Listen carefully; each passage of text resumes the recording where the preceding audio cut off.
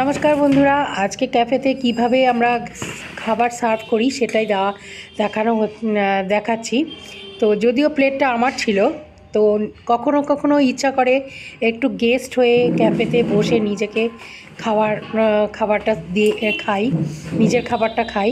তো সরি, আমার খুব ঠান্ডা লেগেছে, গলাটা বসে গেছে, সেই জন্য একটু অসুবিধা হচ্ছে।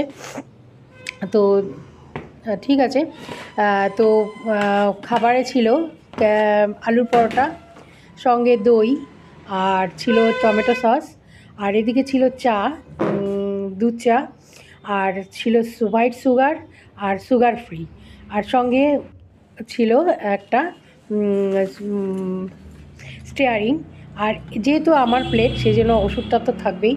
সেই সকালে খাবারের আগে একটা ওষুধ, খাবারের পরের একটা ওষুধ। এটাও তোমাদের কাছে শেয়ার করলাম, নাহলে বুঝতে পারবে না যে এটা আমার প্লেট, সেই জন্য। তো ভালো লাগলে অবশ্যই লাইক করো, আর জানিও কেমন লাগলো। তাহলে এইভাবে আরও ভিডিও দিতে থাকবো।